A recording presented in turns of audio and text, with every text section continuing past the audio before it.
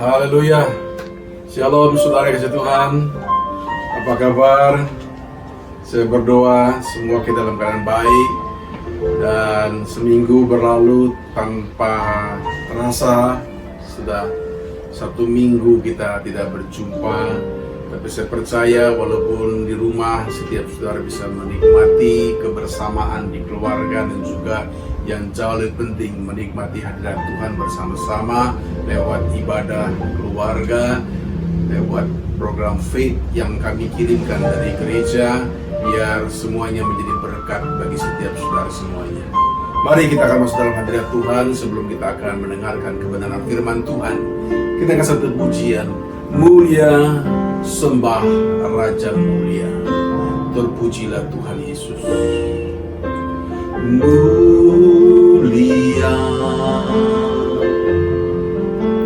sembah Raja mulia, bagi Yesus puji, hormat dan kuasa.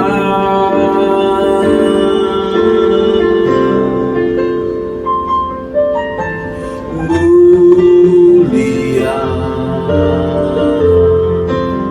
agung kerajaannya,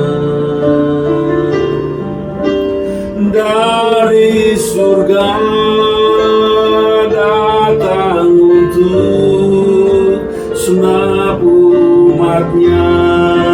Dipuji,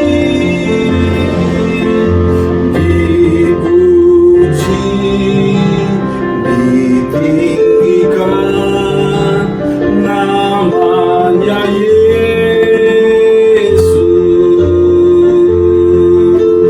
Hormat dan muliakanlah Yesus Raja.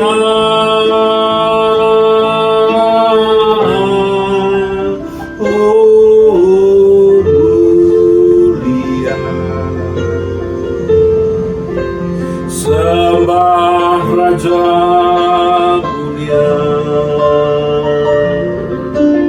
Dia telah mati, dibangkitkan jadi Raja. Dipuji, dipuji, ditinggikan namanya Yesus. Hormat dan muliakanlah Yesus Raja.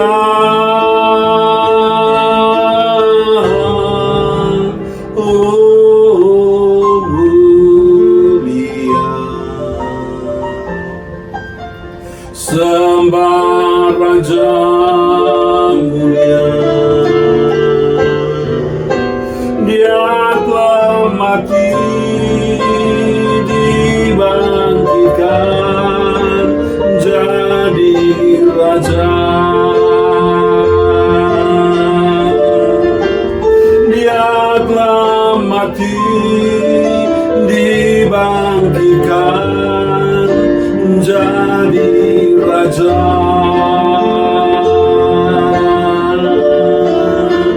Dia telah mati, dibangkitkan jadi Raja.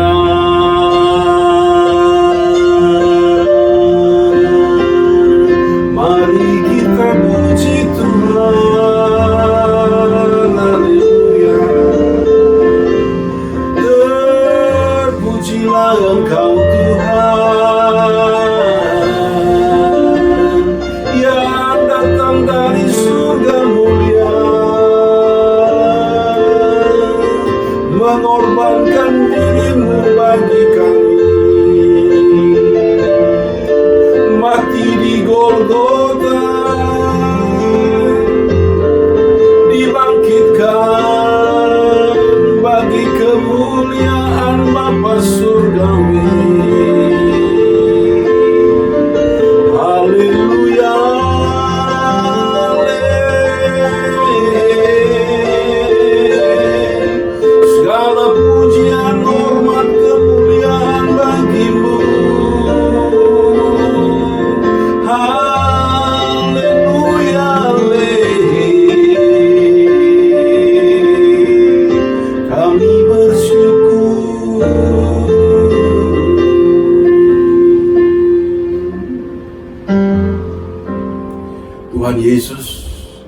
Kami bersyukur buat hari ini. Kami mengingat apa yang Kau kerjakan bagi kami, apa yang telah Kau toreh lewat perjuangan-Mu. Kau mati di Golgota, dan karena perjuangan-Mu, karena kesetiaan-Mu, ketaatan-Mu, Engkau dibangkitkan. Engkau menoreh sejarah bagi peradaban manusia, sehingga kami semua umat manusia, kami beroleh pengharapan yang kekal, yang abadi. Ketika Kau dibangkitkan oleh Bapa di surga, Engkau menjadi pokok keselamatan bagi kami, agar kami pun nanti, orang-orang yang percaya kepadamu yang menang, akan dibangkitkan pula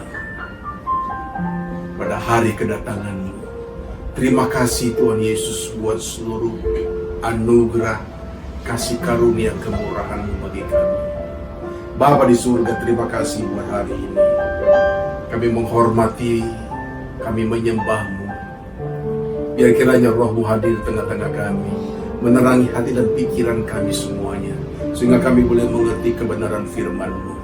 Urapi tidak terkecuali setiap kami semua, seluruh pemirsa yang mendengar program ini, beserta seluruh jemaat di GSKI Teneos, juga hamba-Mu yang menyampaikan kebenaran firman-Mu.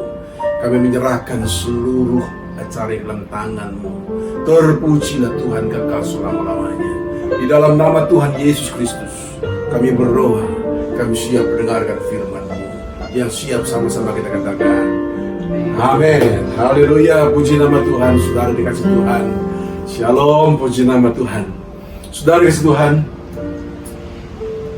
peristiwa kebangkitan Tuhan, atau kebangkitan Tuhan Yesus dari antara orang mati, adalah peristiwa yang maha dahsyat. Dia bangkit dan dia hidup selamanya. Bukan dia bangkit lalu dia nanti mati lagi, enggak. Dia bangkit dan dia hidup selamanya. Ini peristiwa yang maha dahsyat, yang menoreh sejarah dalam perjalanan hidup manusia, membawa pengharapan baru bagi manusia, bahwa manusia pun memiliki pengharapan sekarang untuk beroleh kebangkitan dari antara orang mati dan hidup kekal bersama dengan Tuhan Yesus. Saudara, ini peristiwa yang maha dahsyat, luar biasa. Karena itu sejak Yesus bangkit dari kematian, kuasa kegelapan tak pernah tinggal diam. Dia tak pernah tinggal diam. Sejak awal kuasa kegelapan telah bekerja. Waktu Yesus bangkit dari kematian, dia menyogok para ahli Taurat, orang Farisi, untuk mengatakan kebohongan, yang mengatakan bahwa Yesus tidak ada bangkit, mayatnya dicuri dan lain sebagainya. Bahkan sampai hari ini ada beberapa kelompok orang yang mengatakan bahwa Yesus tidak bangkit, tapi Allah mengirim orang yang serupa dengan dia, disalibkan, Yesusnya diangkat. Jadi yang disalibkan bukan Yesus, dari tidak ada kebangkitan. Jadi ini yang sebenarnya merupakan tipu daya kuasa kegelapan. Dari sejak peristiwa kebangkitan sampai dengan hari ini. Dan bukan cuma berita-berita kebohongan, tapi juga ada beberapa pandangan-pandangan filsafat yang menentang mengenai kebangkitan tubuh, kebangkitan Tuhan Yesus, kebangkitan tubuh. Karena ketika Yesus bangkit, dia bangkit dengan tubuh kemuliaan. Saudara kasih Tuhan, dia bangkit dengan tubuh kemuliaan. Sehingga sekarang kita mengetahui ada beberapa pandangan filsafat, ada beberapa pandangan mengenai kebangkitan tubuh. Ada yang pro, ada yang kontra, ada yang menerima, ada yang menolak, atau ada juga yang menafsirkan dengan versi yang berbeda. Ada beberapa pandangan. Yang pertama, ada pandangan filsafat Yunani kuno. Prinsip dasar dari filsafat Yunani kuno adalah dualisme. Apa itu dualisme? Artinya konsep filsafat yang menyatakan bahwa hanya ada dua substansi. Yaitu pertama, yang lahiriah dan yang rohani. Bagi orang-orang Yunani, yang lahiriah ini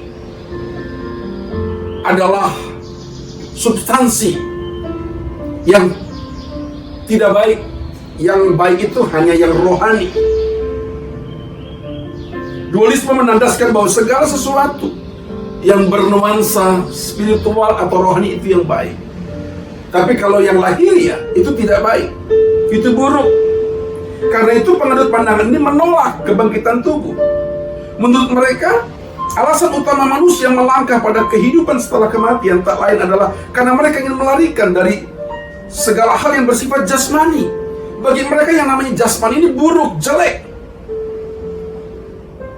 Mereka berpikir bahwa tubuh itu bagaikan sebuah kuburan atau perangkap yang membelenggu roh manusia.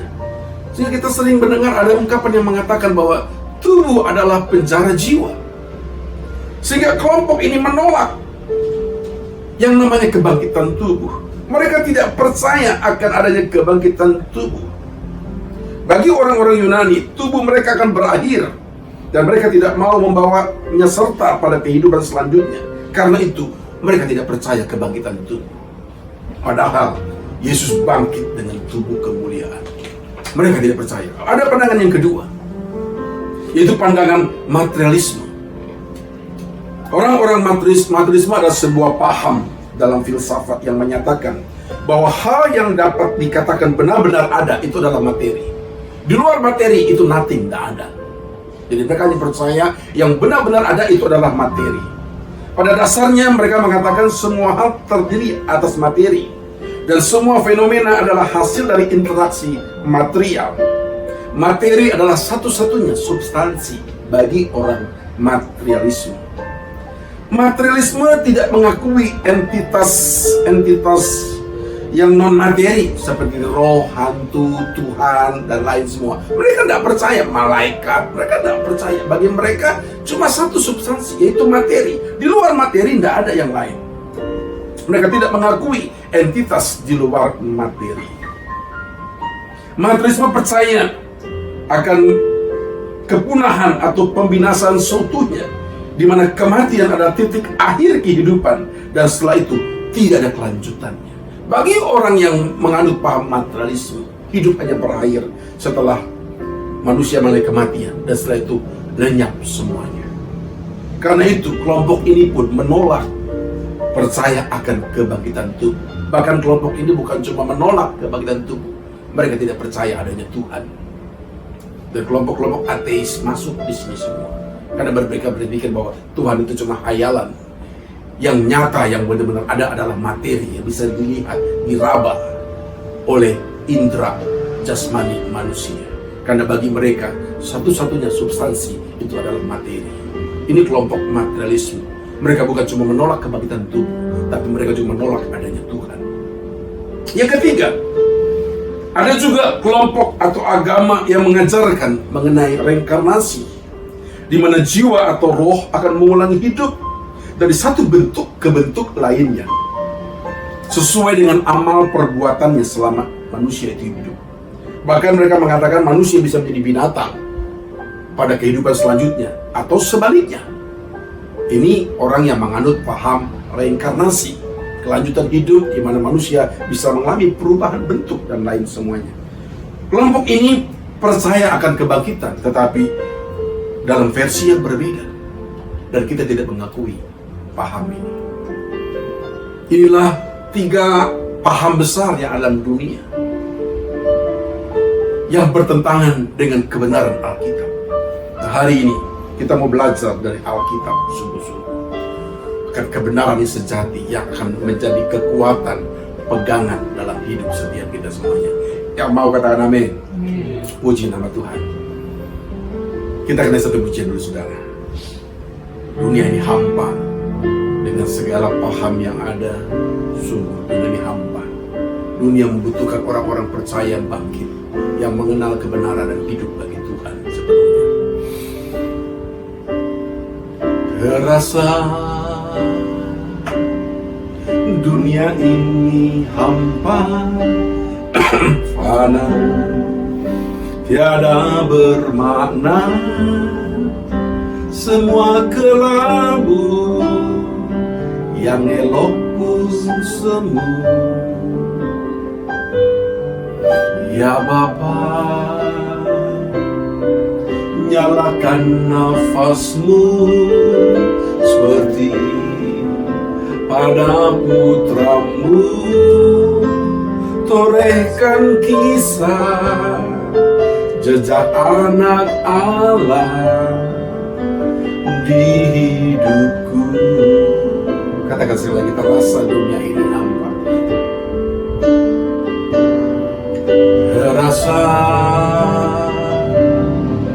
dunia ini hampa, fana, tiada bermakna, semua kelabu yang elok pun semu.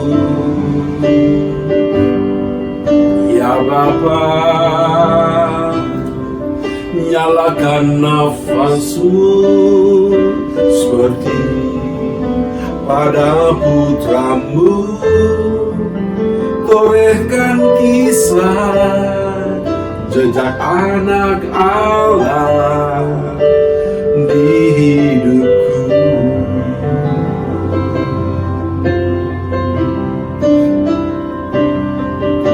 Di hamparan padang kehidupan,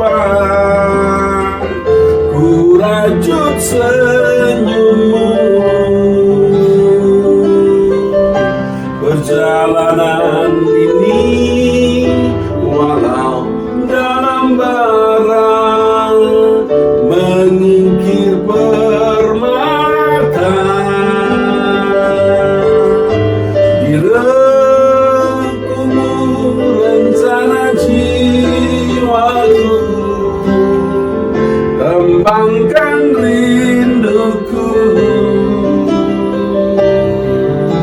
di tepi gitaku, ku gapai madumu, belakang langit biru, belakang langit biru,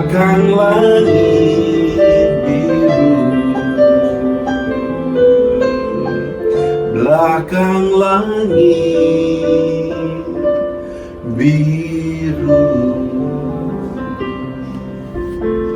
Dunia ini hampa, saudara, dengan segala paham filsafat yang kosong dalam hidup mereka. Karena itu betapa manusia membutuhkan kebenaran yang sejati. Manusia membutuhkan pengharapan yang kekal. Karena itu peristiwa kebangkitan Tuhan dengan tubuh kemuliaan, kebangkitan tubuh, sungguh membawa sebuah perubahan yang baru, pengharapan yang kekal bagi umat manusia. Dalam salah satu butir pengakuan iman rasuli yang kita pegang, atau pengakuan iman yang kita pegang, saya membacakan beberapa kalimat terakhir dari pengakuan iman rasuli yang mengatakan demikian: aku percaya kepada Roh Kudus, gereja yang kudus dan am, persekutuan orang kudus, pengampunan dosa, kebangkitan orang mati. Dalam beberapa versi mengatakan kebangkitan tubuh dan hidup yang kekal. Kita mengikrarkan bahwa aku percaya kebangkitan orang mati atau kebangkitan tubuh. Nah, apa arti ini, saudara-saudara keseluruhan? Apa arti dari pengakuan iman rasul tersebut? Dan apa implikasinya buat kehidupan kita semuanya? Ada dua arti yang kita mau bahas pada hari ini. Yang pertama, aku percaya kebangkitan orang mati atau kebangkitan tubuh. Yang pertama, sebagaimana Kristus telah dibangkitkan dengan tubuh kemuliaan, maka setiap orang percaya yang menang, dia juga akan dibangkitkan dengan tubuh kemuliaan. Haleluya, amin. Saudara, 1 Korintus 15 ayat 20 mengatakan demikian. Tetapi yang benar ialah bahwa Kristus telah dibangkitkan dari antara orang mati, sebagai yang sulung dari antara orang-orang yang telah meninggal. Yang sulung. Yesus dibangkitkan dengan tubuh kemuliaan, kebangkitan tubuh, sebagai yang sulung dari antara orang-orang yang telah meninggal. Kalau ada yang sulung, berarti ada yang kedua, yang ketiga, dan seterusnya. Tidak menjadi yang sulung, pokok keselamatan bagi manusia. Setiap orang yang percaya kepadanya dan mengikuti perjuangannya dan menang dia juga akan mengalami kebangkitan seperti Kristus dibangkitkan dengan kebangkitan tubuh. Kebangkitan yang sama seperti Yesus dibangkitkan dari kematian. Selama kebangkitannya, Yesus menyaksikan tubuh kemuliaannya. 40 hari dia menampakkan diri, bukan hanya kepada murid-muridnya, tapi kepada banyak orang. Satu kali kepada lebih dari ratusan orang, dia menampakkan dirinya dengan tubuh kemuliaan. Apa itu tubuh kemuliaan? Tubuh yang tidak dapat binasa. Tubuh yang kekal, yang tidak dapat binasa. Ini sekarang kita bisa binasa. Tubuh yang tidak dapat cemar. Orang-orang Yunani berpikir bahwa tubuh ini memang jahat, memang punya kodrat dosa. Karena itu tubuh ini akan binasa memang. Tapi tubuh nanti, tubuh kemuliaan, bukan tubuh cemar seperti ini. Bukan tubuh yang membawa manusia, menyeret manusia kepada dosa. Tapi tubuh yang tidak dapat cemar. Dan tubuh kemuliaan juga ada tubuh yang tidak dapat layu. Tubuh yang kuat, yang kekal. Hari ini, seganteng apapun kau, secantik apapun kau, satu hari kau lisut dan layu. Gigi mulai tanggal, gigi mulai ompong, rambut mulai putih, kulit mulai keriput. Mungkin orang coba ngakalin, ditarik sana sini, akhirnya numpuk di belakang, keriput semua. Akhirnya nanti semua keriput, lisut dan layu. Tapi tubuh kemuliaan, tubuh yang tidak dapat binasa, yang tidak dapat cemar. Tubuh kebangkitan bukan tubuh seperti konsep tubuh hari ini, yang menurut orang Yunani memang tubuh ini memang tubuh yang jelek, tubuh yang cemar. Tapi tubuh kemuliaan, tubuh yang tidak dapat cemar, yang tidak dapat layu. Dan ternyata tubuh kemuliaan juga tubuh yang dapat dikenal. Dikenal. Jadi bukan berarti ketika nanti kita dibangkitkan kita akan berubah bentuk jadi yang berbeda. Oh enggak, kita bisa dikenali. Seperti Yesus pun ketika dia bangkit, murid-muridnya mengenali dia. Bisa dikenali. Tubuh kemuliaan adalah tubuh fisik. Artinya apa? Tubuh fisik bisa bersentuhan dengan dunia materi, dengan alam fisik atau dunia dan benda-benda materi. Hal ini dibuktikan oleh Yesus ketika dia bangkit dari kematian. Dia makan, dia bisa minum, dia bisa bersentuhan. Ketika dia bangkit dengan tubuh fisik. Hal ini membuka rahasia bagi kita, saudara. Ini luar biasa. Tubuh kebangkitan, tubuh fisik yang tidak binasa, tidak dapat cemar, tidak dapat layu. Ini membuka sebuah rahasia besar bagi kita, bahwa surga nanti itu juga alam fisik. Surga itu alam fisik, seperti di bumi ini, tetapi ada dalam kesempurnaan. Haleluya, terpujilah Tuhan. Amin. Ini berita sukacita luar biasa bagi kita, pengharapan yang luar biasa bagi kita semua.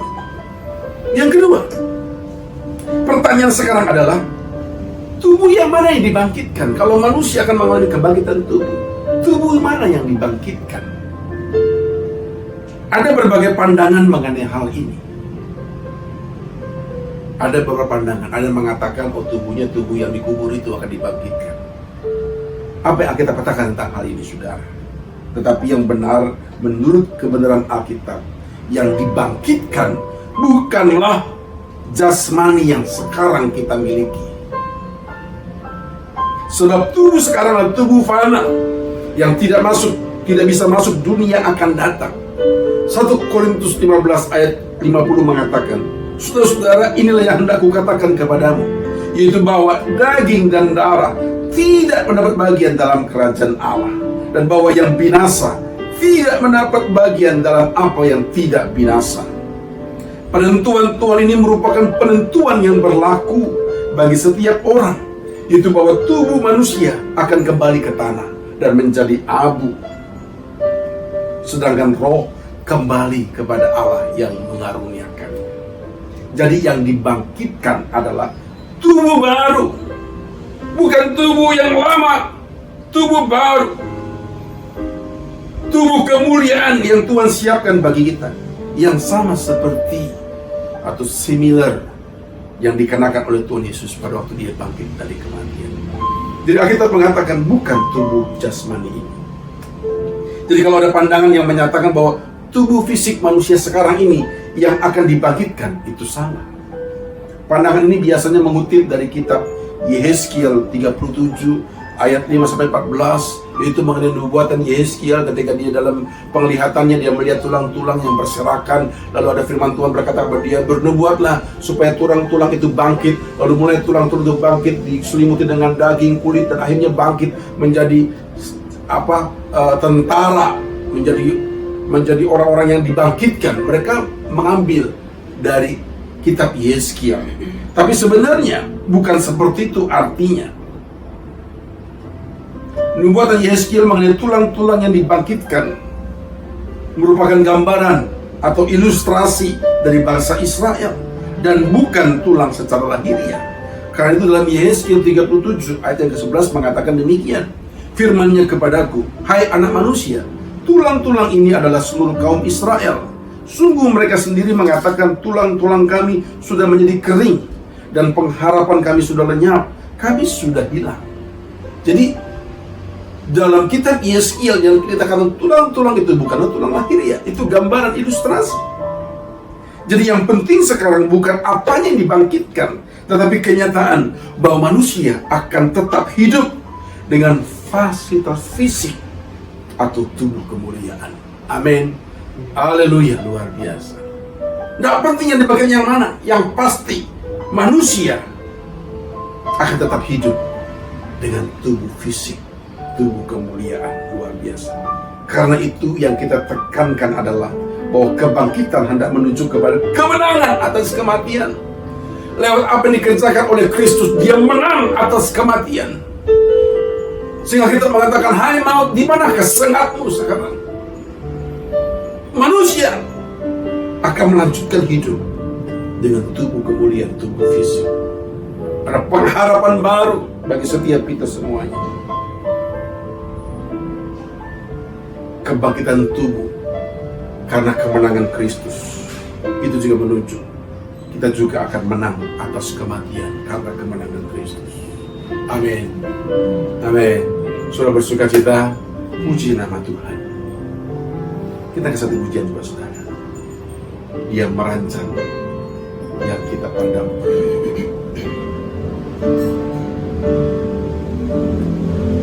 Kau merancang yang kau pandang, ku perlu di luar mampuku untuk mengerti keajaiban kasih setiamu. Kau nyatakan setiap waktu bagai gelombang ombak di lautan, mengagumkan semua yang Bapa lakukan. Ubahku terus seturut gambarmu. Aku ada sebagaimana ku ada, hanya oleh anugerah-Mu, tangan penjunan maha bijaksana. Kami puja segenap hati, naikkan pujian syukur bagi-Mu. Semua makhluk ciptaan dan umat pilihan menyembah padamu. Sungguh Kau tak tergantikan, Maha Kudus Tuhan dan Bapa kami. Kekala kerajaan-Mu di langit dan bumi yang baru kami puja. Kami puja setiap waktu, naikkan pujian syukur bagi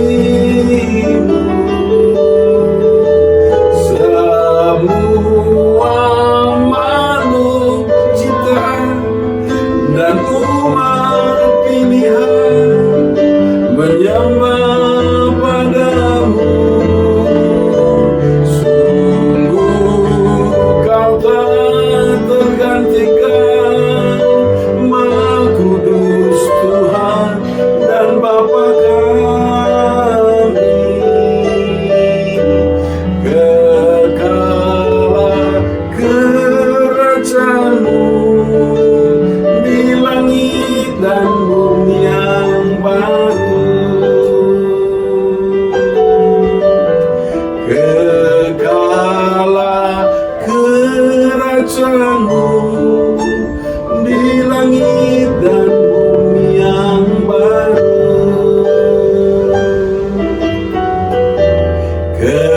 Kekalah kerajaanmu di langit dan bumi yang baru.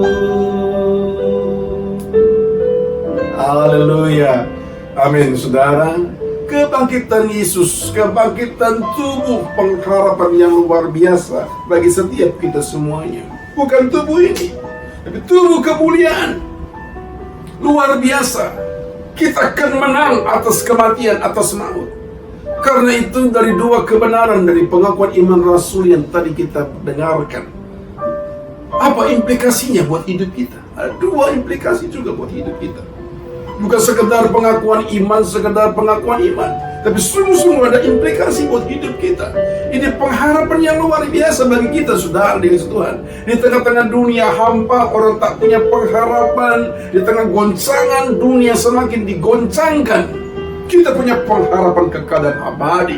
Dan itu merupakan kekuatan kita satu-satunya untuk melewati semua ini. Ada dua implikasi. Ada dua berkat Tuhan bagi kita. Ada dua hal yang boleh mengubahkan hidup setiap kita semuanya. Yang pertama, kalau ada kebangkitan tubuh dan Kristus telah memulainya bagi setiap kita semuanya, maka yang pertama, kita tidak lagi takut kepada yang dapat membunuh tubuh, tapi kita lebih takut dan hormat kepada Dia, Allah yang maha tinggi, yang berkuasa membinasakan baik jiwa maupun tubuh.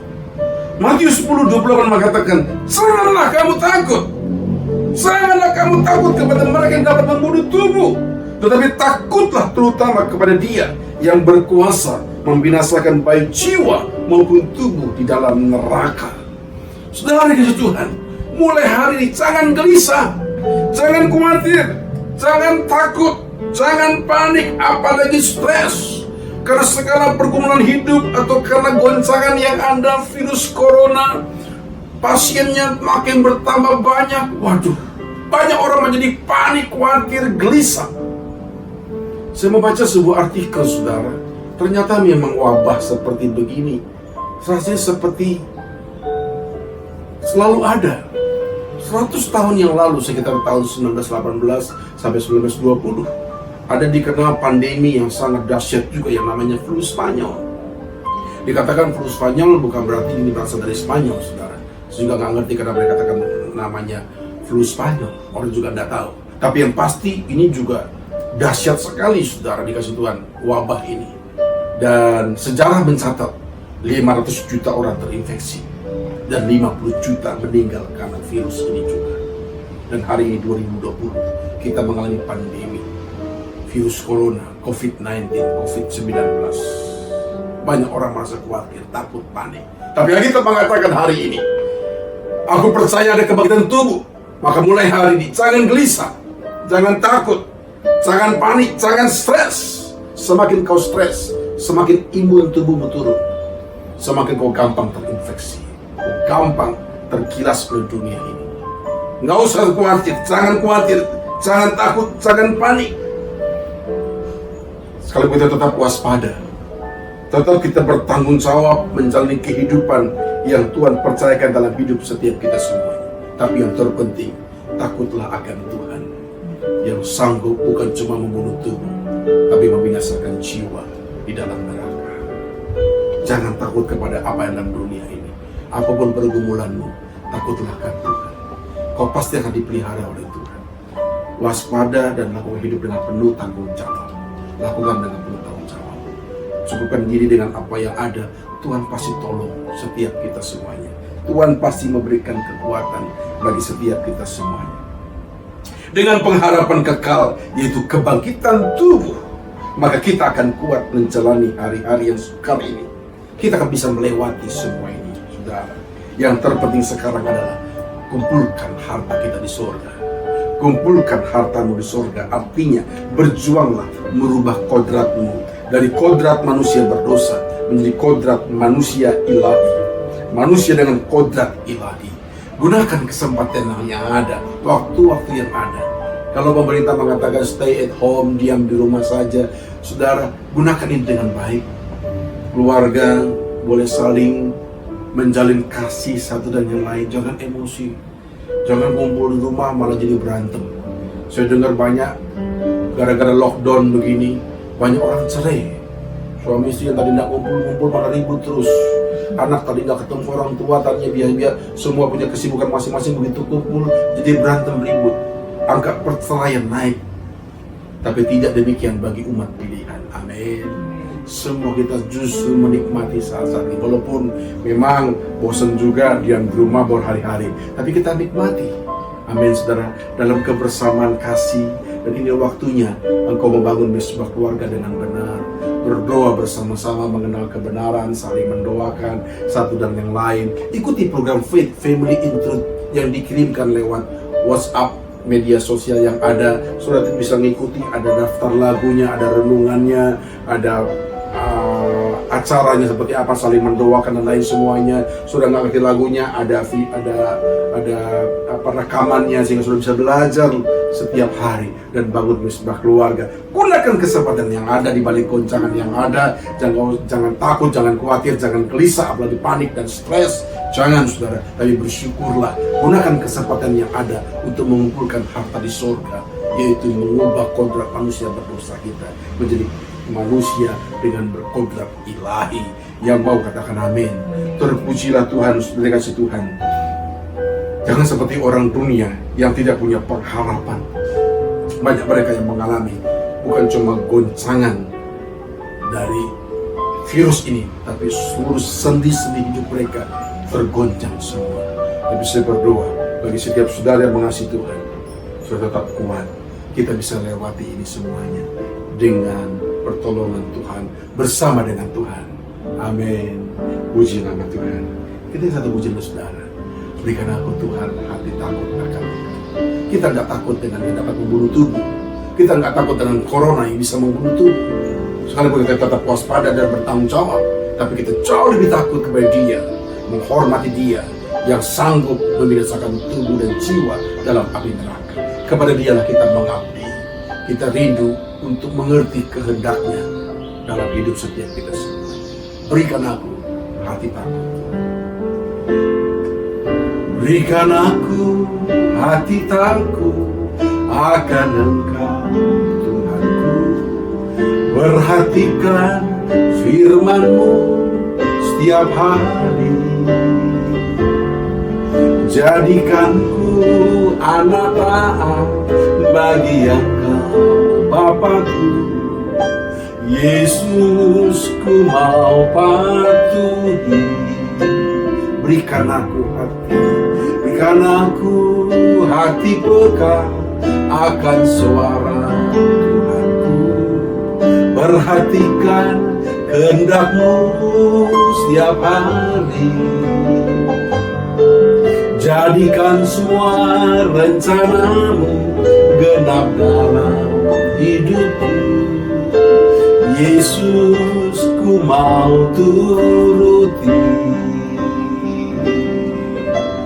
Ku ingin berkenan selalu di hadapan-Mu, menjadi pribadi seperti yang Kau inginkan. Yesus, tujuan hidupku hanya Engkau kesukaanku. Ku ingin berkenan selalu di hadapan-Mu, menjadi pribadi seperti yang Kau inginkan. Yesus, tujuan hidupku hanya Engkau kesukaanku. Hanya Engkau kesukaanku. Hanya Engkau kesukaanku. Haleluya. Kebangkitan tubuh membuat kita tidak takut, tidak khawatir, tidak gelisah apapun yang terjadi dalam dunia ini. Yang kedua, saudara, yang dikasih Tuhan, ketika kita percaya akan ada kebangkitan tubuh, muliakanlah Allah dengan seluruh hidupmu di sisa waktu yang masih Tuhan percayakan. Setelah kita menghayati pengharapan kekal kita, yaitu kebangkitan tubuh kemuliaan, maka hidup yang kita jalani sekarang adalah kesempatan satu-satunya bagi kita untuk membuktikan cinta kita kepada Tuhan. Dan jika kita mati melakukan kehendak Tuhan, maka kematian demikian keuntungan bagi orang tersebut. Amin. Justru itu merupakan keuntungan. Sehingga Paulus mengatakan pada jemaat di Filipi, karena bagiku hidup adalah Kristus dan mati adalah keuntungan bagiku. Filipi 1 ayat 22. Sebab yang sangat kurindukan dan kuharapkan ialah bahwa aku dalam segala hal tidak akan beroleh malu. Ini yang kita perjuangkan di kesempatan hidup ini. Sampai nanti ketika Tuhan panggil kita tidak malu berjumpa dengan Tuhan. Hidup ini kesempatan satu-satunya. Demikian pun sekarang Kristus dengan nyata dimuliakan di dalam tubuhku, baik oleh hidupku maupun oleh matiku. Kita tidak takut lagi akan kematian. Kita cari hidup dengan penuh tanggung jawab. Dan kita mengerti bagiku hidup adalah Kristus dan mati adalah keuntungan bagiku. Memuliakan Tuhan dengan segenap hidup kita. Bukan hanya lewat nyanyian himne atau nyanyian gereja, tapi lewat seluruh potensi hidup yang kita kembangkan untuk menjadi saksi dan memenangkan banyak jiwa agar diselamatkan. Kembangkan solidaritas sosial. Ini waktunya kita banyak berbuat baik dalam hidup kita. Amin. Di tengah goncangan yang ada, saudara yang mampu, silakan gemarlah berbuat baik. Saya bersyukur, berterima kasih bagi saudara yang berpartisipasi ataupun yang tidak bisa berpartisipasi pun. Saya berterima kasih sehingga program Diakonia kita tetap jalankan. Minggu ini kita jalankan lagi pembagian sembako bagi yang membutuhkan dan juga pemberian vitamin bagi yang membutuhkan. Kita tetap jalankan. Saudara yang rindu berpartisipasi, silakan hubungi para pelayan Tuhan dan mari berpartisipasi. Muliakan Tuhan dengan segenap hidup kita, dengan tubuh kita, dengan harta kita, dengan semua yang kita miliki dalam hidup kita. Hidup ini adalah kesempatan satu-satunya bagi kita membuktikan cinta kita kepada Tuhan. Kita tidak gelisah, tidak khawatir, tidak takut, tidak panik, tidak stres dengan goncangan yang ada. Kita jalani hidup dengan waspada, dengan penuh tanggung jawab dalam hidup ini. Tuhan menyertai kita sampai kesudahan zaman ini. Ingat, ada kebangkitan tubuh. Amin. Kristus dibangkitkan sebagai yang sulung. Dan saya berdoa, setiap kita menjadi yang kedua, yang ketiga, yang keempat, dan seterusnya. Ada kebangkitan tubuh. Kita akan hidup dalam kemuliaan Tuhan dengan fasilitas fisik yang mulia. Tubuh kemuliaan. Karena itu, muliakan Tuhan dengan segenap hidup kita. Haleluya, haleluya. Jadi akhirnya saudara-saudara dikasih Tuhan, pikirkanlah terus semua yang benar, semua yang mulia, semua yang adil, semua yang suci, semua yang manis, semua yang sedap didengar, semua yang sebut kebajikan dan patut dipuji. Pikirkanlah semuanya itu. Yang mau katakan amin. Puji nama Tuhan. Haleluya. Tuhan berkati setiap saudara semuanya. Kita akan bangkit bersama-sama dengan pujian ini, saudara. Semua yang menyenangkan hatimu Tuhan, semua yang memuaskan hatimu, itu yang kami ingin lakukan di kesempatan hidup yang Tuhan masih percayakan dalam hidup kami. Terpujilah Tuhan atas semua. Semua yang menyenangkan hatimu, semua yang memuaskan hatimu, ku mau lakukan segenap hati di sisa umur hidupku ini. Telah banyak waktu yang sia-sia tak ku lakukan kehendak Bapa.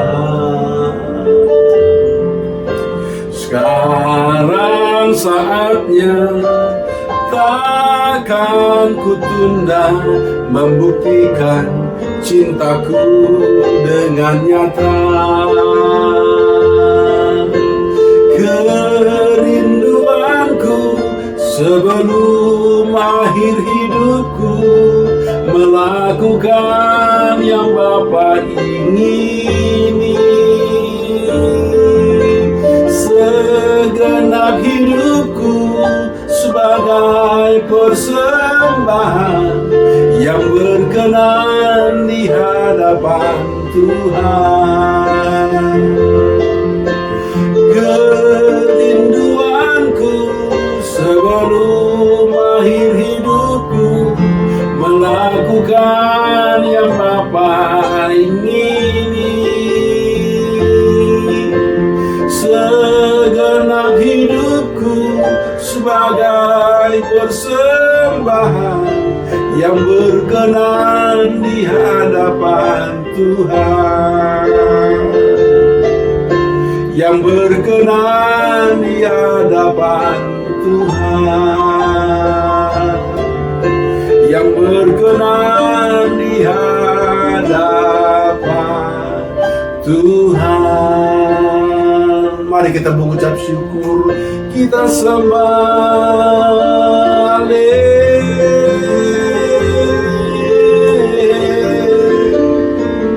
Haleluya,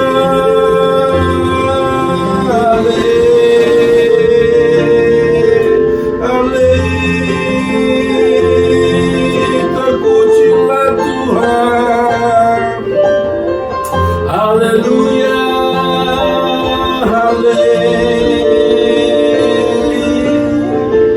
Saudara, sudah kasih Tuhan kau memiliki pengharapan kekal dalam hidupmu. Sebagaimana Kristus dibangkitkan, maka orang percaya menang pun engkau akan dibangkitkan dengan tubuh kemuliaan, tubuh yang kuat, tubuh yang tak dapat binasa, tubuh yang tidak dapat semar, tubuh yang tak dapat layu, tubuh yang kuat, yang kekal.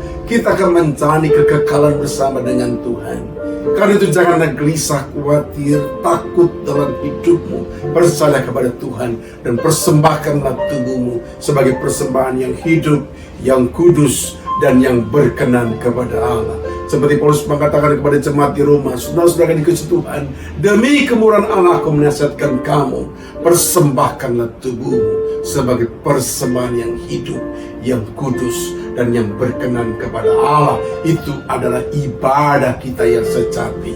Janganlah jadi serupa dengan dunia ini, tapi berubahlah oleh pembaharuan budimu, sehingga kau dapat mengerti manakah kehendak Allah, apa yang baik, yang berkenan kepada Allah, dan yang sempurna. Tuhan memberkati hidupmu. Tuhan akan menguatkan engkau, menghibur engkau di tengah goncangan yang ada. Tuhan beserta dengan engkau. Dia menyertai sempurna atas engkau, atas rumah tanggamu. Tuhan menyertai, memberikan sukacita, damai sejahtera yang tak bisa diberikan oleh dunia ini. Tuhan memberkati engkau. Mari angkat wajahmu, angkat tanganmu di hadapan Tuhan. Bapa di surga, berdoa untuk seluruh sidang jemaatmu, para pemirsa yang boleh mengikuti program ini. Tuhan berkati mereka. Biarlah kebenaranmu kau toreh dalam hati mereka, dan mereka boleh melangkah dengan kekuatan yang daripadamu.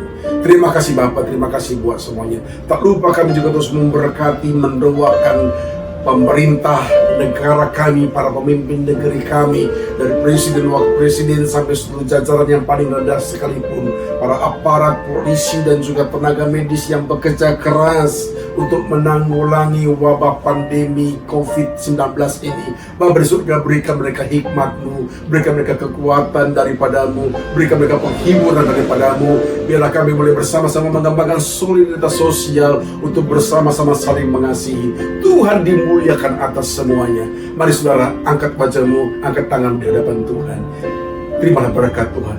Kiranya berlimpah atas kau sekalian berkat damai sejahtera, anugerah dari Allah Bapa di surga, di dalam kasihnya Tuhan Yesus Kristus, serta pertolongan, penyertaan, dan pengurapan Roh Kudus akan terus dan senantiasa menyertai hidup saudara mulai hari ini sampai Maranatha, sampai Tuhan Yesus datang kali yang kedua, menjemput kita di awan-awan yang bermain, bahkan sampai selama-lamanya. Yang diberkati Tuhan, sama-sama katakan amin. Tuhan berkati saudara. Shalom, Maranatha, datanglah